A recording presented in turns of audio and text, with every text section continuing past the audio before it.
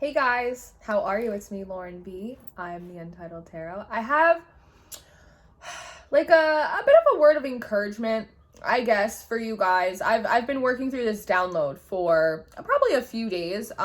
It's pretty simple, but it feels really important. And a lot of what is happening for me in my integrations and my software updates and all of that kind of stuff is outside of the readings. It feels like God is really wanting me to encourage you guys and like confront some of the like mindsets that you have to better prepare you for the timelines that you're ascending into. And there's this big thing coming up about the warrior spirit, right? So many of you are spiritual warriors. You have been through things, you've overcome things, you've survived things that some people couldn't even fathom, right?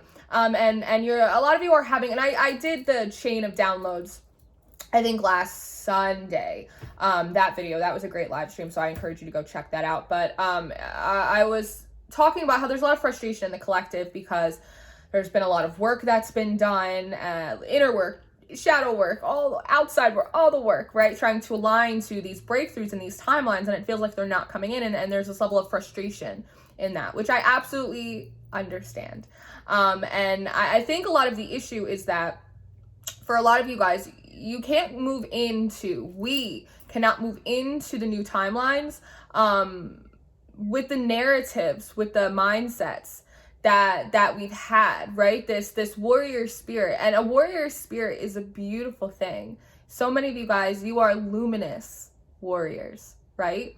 But the mindset, this war mindset that you have is really a thing that is holding you back in a lot of ways. It's keeping you a little stagnant, and it's keeping you a little stuck in place. And you know, how do you get a warrior spirit? How do you get that mindset? It oftentimes it starts in childhood, right? It comes from abuse, it comes from neglect, it comes from moments in your upbringing when you should have been protected, and you weren't. And so you had to learn how to protect yourself.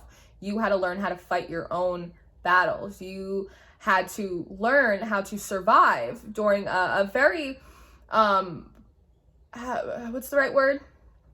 Fundamental? Sure. A very fundamental time in your life when you should have been covered and you weren't, right? And so it's been programmed in your mind to be stuck constantly in survival mode, right? And you know, unfortunately, that was necessary for a lot of you for a big portion of your life, and especially at the beginning of like your spiritual journey, when you're just like this open canvas, just walking around picking up all of this energy, and not every energy is a great energy for you to be picking up, right? You guys know one of my specialties is spiritual warfare. A lot of you guys have been through a lot of spiritual warfare, and I am actually feeling that there has been a downtick in the spiritual warfare that a lot of you guys have been experiencing. It's really kind of settled down for a lot of you. It's leveled out, but you're still kind of looking over your shoulder, waiting for another attack, waiting for your energy to be breached yet again, right? And again, it's part of this kind of tunnel vision. I have to survive. Something's always out to get me. There's always going to be something to come and trip you up, right? And the thing is that God feels like is really trying to transition us into like a peacetime, right? A time of peace, peacekeeping. And the funny thing is, ironically, is that peace and love and breakthrough and ease, it's something that we've all been working for. But for some reason, the idea of peacetime is scarier than warfare. Think about that for a second. Peace is actually more intimidating than war. Why is that? Because what do you do when you have nobody to fight? What do you do when there's no war to wage? What do you do when you don't have to survive, right? We all want prosperity. Like, we all think about that, right? The money and the ease and the love and everything going super well. But what do we do with it? What do we do when we have no one to fight? And so some of this has to do with shadow work, and some of this has to do with you guys needing to connect back with your inner child and let them know, like, it's okay.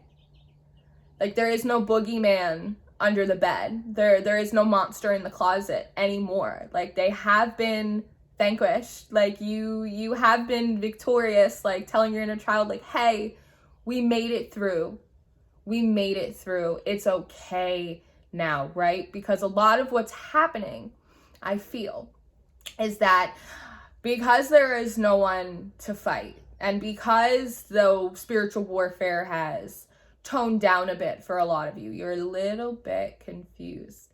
And so what your shadow is doing is projecting, creating enemies where they don't actually exist. And this may be coming forward in forms of anxiety or suspicion or paranoia, right? Creating an enemy where one is not. And you may be unintentionally actually manifesting, bringing into your reality more opposition, more conflict, more struggle than what is actually necessary, because you're more comfortable in conflict than you are in peace.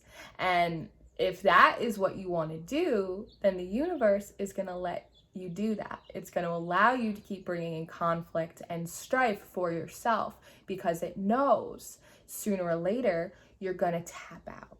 You're going to get so exhausted and you're going to get so frustrated that you're going to fall on your face and you're going to be like, I don't want to fight anymore. And they're going to go, finally. That is what we've been waiting for. There's no one left to fight.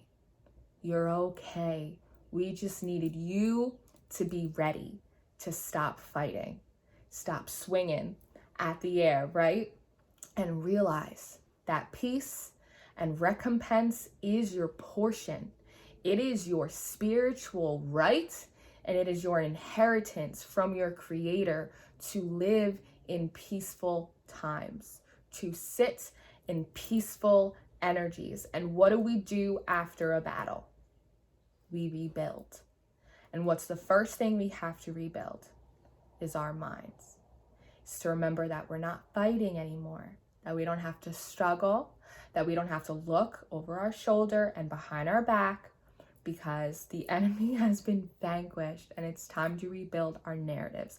It's time to renew your heart, right? What is peace for you? What is flow?